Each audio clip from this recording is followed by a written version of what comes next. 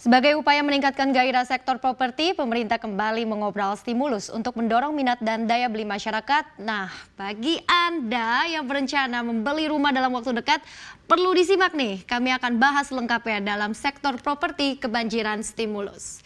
Ya, selain Anda tidak perlu lagi menyiapkan uang jutaan rupiah untuk membayar DP rumah karena pertama KPR sudah bebas uang muka dan kemudian bunga kredit ini juga sudah terdiskon dari kebijakan suku bunga rendah Bank Indonesia.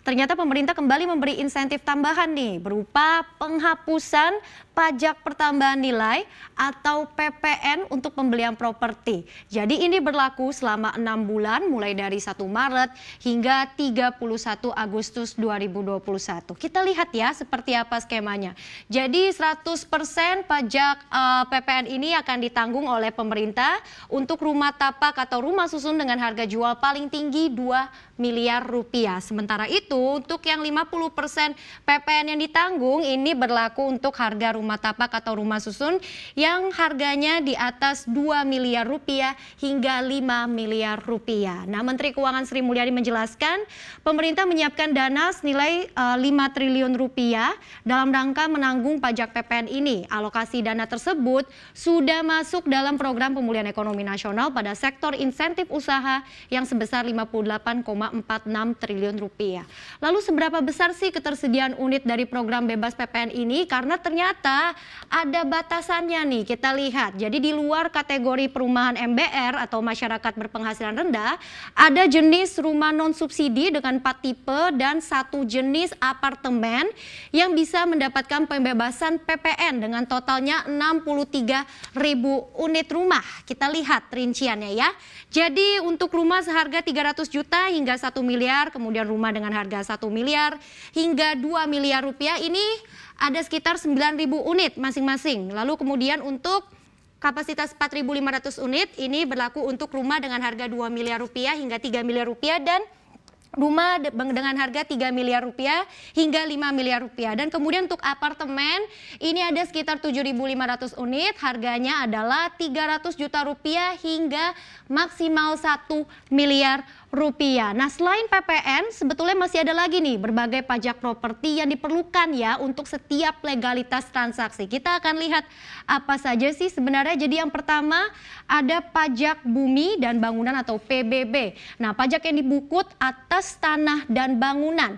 Dasar perhitungan pajak PBB adalah nilai jual objek pajak atau NJOP yang ditentukan berdasarkan harga pasar per wilayah. Biasanya pembayaran PBB ini dibebankan kepada penjual. Artinya ini harus dilakukan sebelum ada proses jual beli. Jadi penjual harus melunasi pembayaran atas PBB. Kedua, bea perolehan hak atas tanah atau bangunan atau BPHTB ya. Ini adalah pungutan atas perolehan hak tanah atau bangunan di mana pengenaan atas pajak ini dikenakan tarif sebesar 5% dan biasanya dibayarkan oleh pembeli.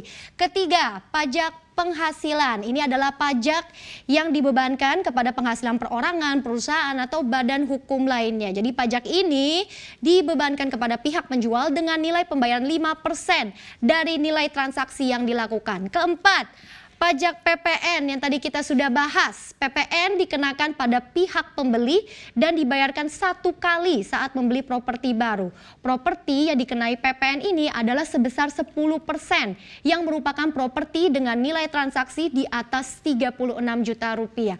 Dan kelima, bea balik nama atau BBN ya. Ini tergantung setiap wilayah.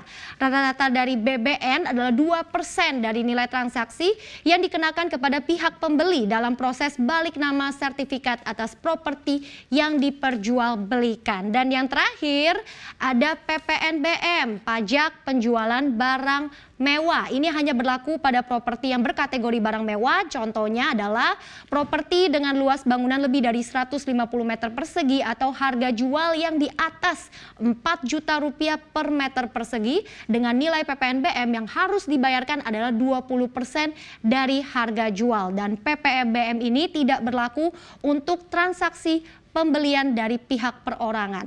Nah, tujuan pemerintah memberikan berbagai stimulus properti ini tidak lepas dari lesunya demand di tengah pandemi. Kita akan cek bagaimana sih sebenarnya jadi kenaikan harga rumah ini ternyata masih mengalami perlambatan ya hingga kuartal 4 tahun lalu. Kita lihat.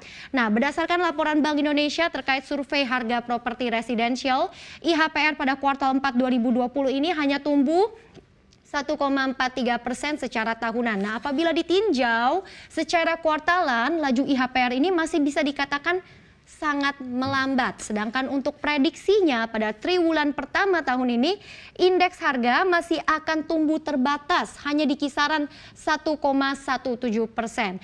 Nah, perlambatan dari penjualan ini dipicu oleh berbagai faktor. Faktor pertama, daya beli tentunya. BPS mencatat indeks harga konsumen untuk pembelian tempat tinggal atau perumahan ini terakhir ternyata hanya tumbuh sekitar 0,19% secara kuartalan. Bahkan ini terhitung semakin melandai dari kuartal sebelumnya di angka 0,51%.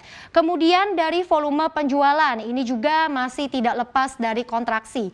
Pada 3 bulan terakhir di tahun 2020, volume penjualan ini masih minus 20,6% secara year on year.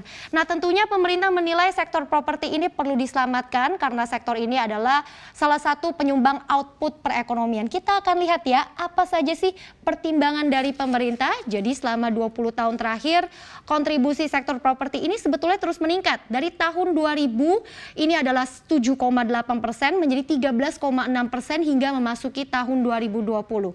Namun akibat pandemi sektor properti ini terpukul hingga minus sekitar 2%. Bahkan untuk konstruksi ini minusnya lebih dalam lagi hingga 3,3%.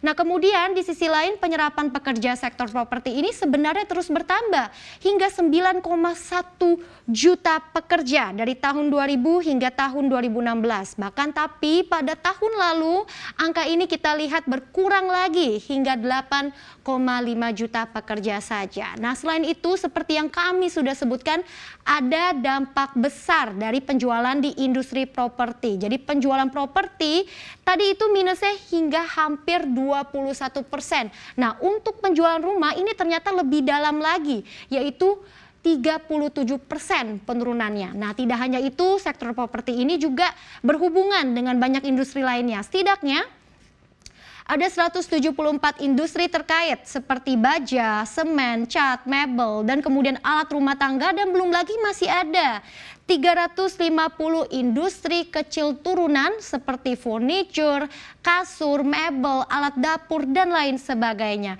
Nah, tentu stimulus ini telah memberi optimisme bagi kebangkitan industri properti. Apakah ini jadi pertanda kalau sektor properti ini sudah meninggalkan masa kelam dari pandemi? Tentu kita akan nantikan seperti apa.